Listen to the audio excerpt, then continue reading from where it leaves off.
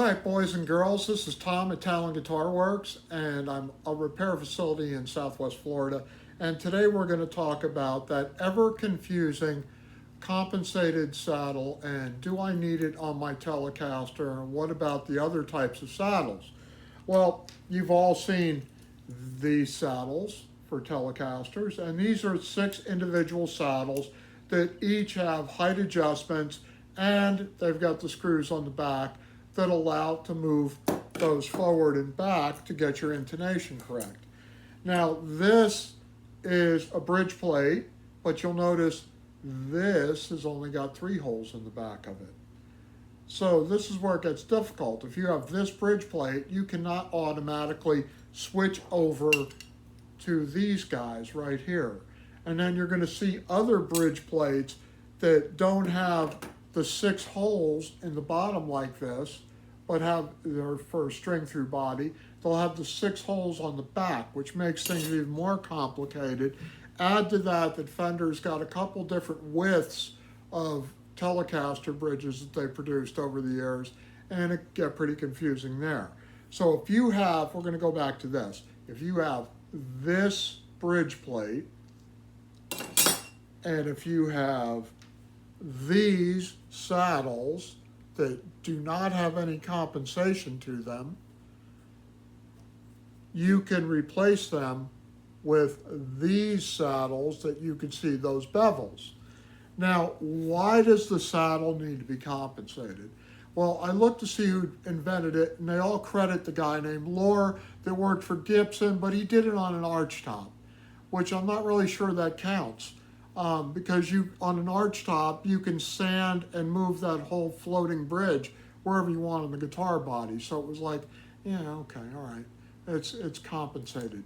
What I'm talking about is the collaboration between Joe Bardeen and Danny Gatton that first produced one that looked like this, but the saddle itself was on an angle. Now, why was that saddle on the angle? Well, each string needs a certain length to be able to play at the 12th fret 1 octave up from its open string. People say, well, why is that if all the strings are the same length on the guitar neck? Well, they're not really, and the reason is because the strings are all different diameters.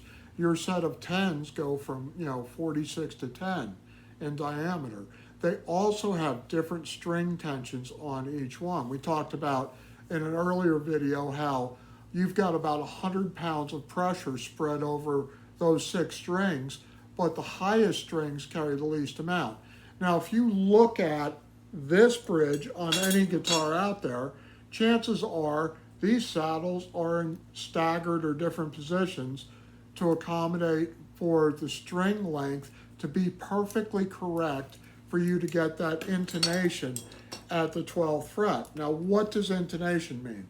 Intonation means if it's sounding correctly open and at the 12th fret, the chances that all strings or all frets where you fret the string are going to sound the correct note within reason, because you have the rule of 18s or 17.888 on fret spacings and stuff that could come into play there, and was it done correctly, and do you have the correct fretboard radius for the fret material, and on it, and how sharp was that .023 saw blade that cut the fret slot, and it could become mind-boggling.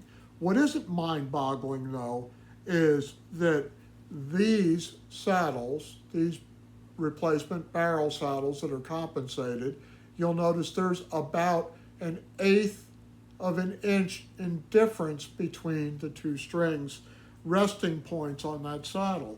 And this amount was, basically engineered into the saddle to get as accurate as possible over the previous non-slotted barrels.